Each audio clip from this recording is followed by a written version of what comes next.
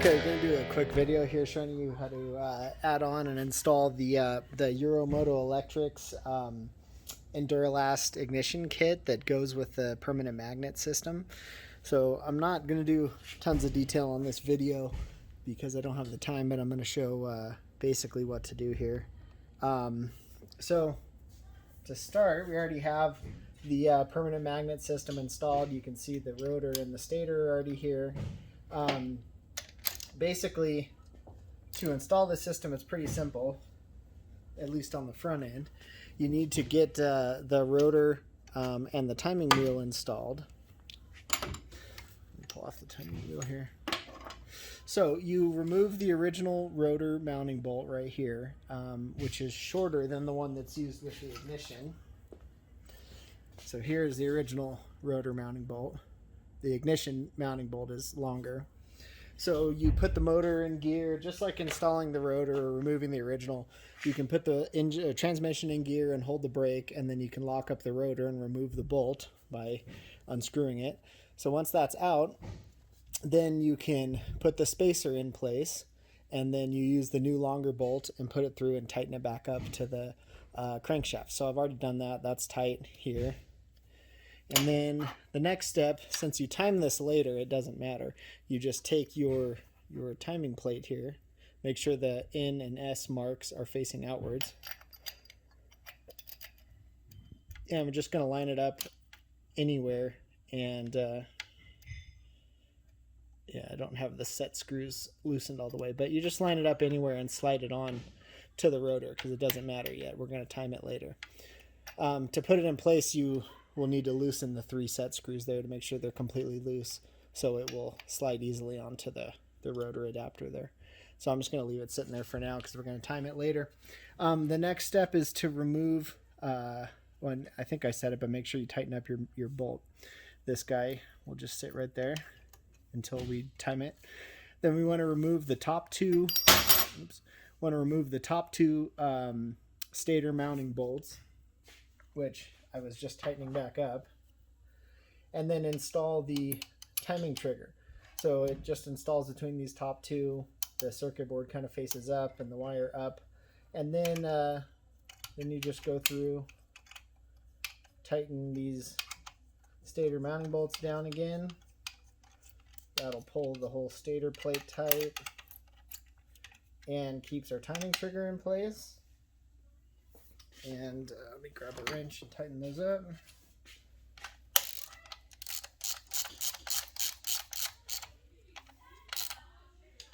Okay.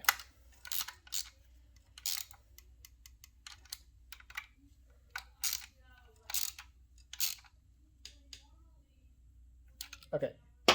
So those are all tight. I'll put my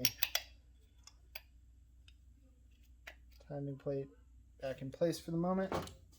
All right, so that's all the install on the front of the motor at the time. It's not real difficult. The next thing you need to do is remove your old ignition module and then figure out where to mount the new one. So I'm going to get ready to do that, and I'll move the camera. But one thing I'm going to do is go ahead and route my trigger wires out through my grommet up here. I still have to handle the rest of the stator wiring and also ignore that for now. But I'll run my ignition wiring back out through the top, through the grommet. Kind of hard to see, but up at the top of the cover. Okay, so I'm going to move the camera. We'll go around and remove the old ignition stuff. Okay, one other thing I forgot to mention on the front, you want to unplug the bean can ignition connector. So that runs up here. It's right in the front of the timing cover, and you can just lift this metal tab here on the connector and pull the connector apart. So for now, I'm leaving the bean can module down there in place because I don't have a block off plate for it yet. You can leave it there as a backup and tie the wires up, or you can put the block off plate on it and remove it. So I'm going to do that. I just don't have the plate here. So for now, we're just going to leave this unplugged and hanging down there. The other side of the ignition pickup module just routes through here, and you can remove it from the back, and it pulls out through the grommet here. And then you just lift it up, and it'll be up top here. Let me move the camera. So you can see it runs right up here to the ignition module at the top. So we're going to be removing that next. I got to go to the other side to undo the rest of the harness. But so there's one side, and we'll go to the other side next. Okay, pretty easy to finish removing stuff over here. We have one connector that is the power to the module, so it unplugs right there. And then the module does have a connector. I'm going to remove the whole module because I think I'm going to mount the new one up here. But there is a connector, so you could unplug it and leave it in place. Euro Moto also recommends, you can leave your whole original system in place as a backup if you wanted it. On this bike, I'm removing everything. So remove those, lift it out of place, and that's it. There's all the wiring for my old module.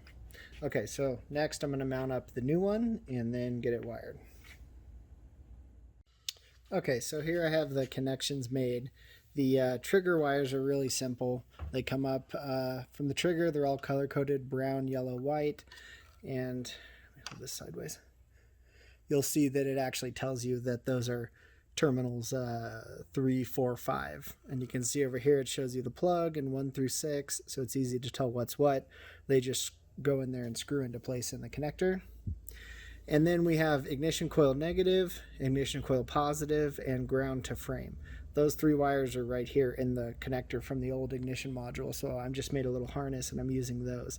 Ground to frame is the brown wires, ignition coil negative is the black wire, and ignition coil positive is the green with the blue stripe. So I don't have the right connector here, so I just made jumpers that will plug in, and I'll tape this up. And then they'll run right here to the module. So I'm going to leave this because I'm going to Velcro it down into the original mounting location and tie up the wires later.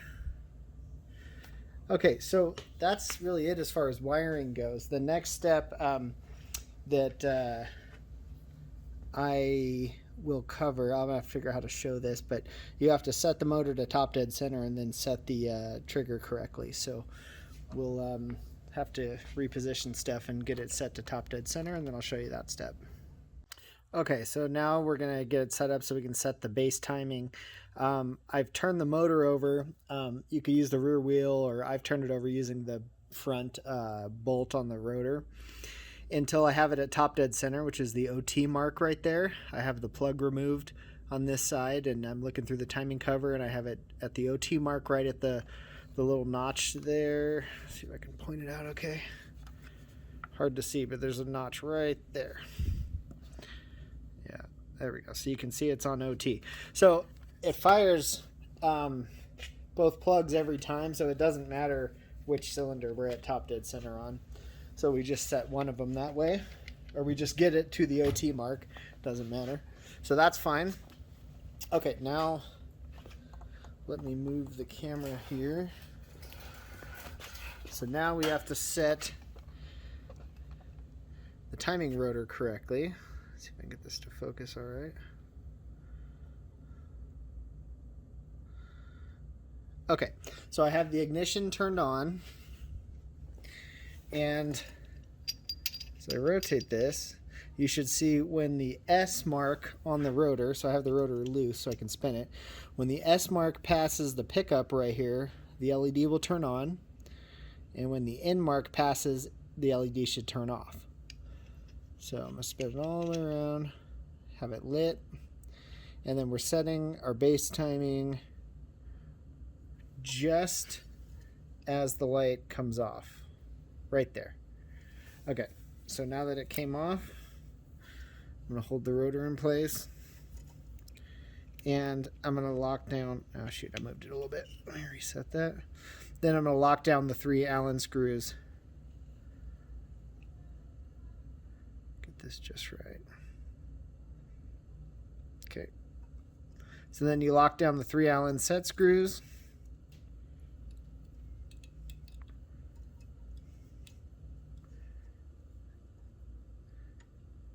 Okay.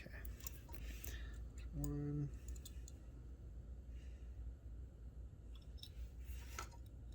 2, and 3.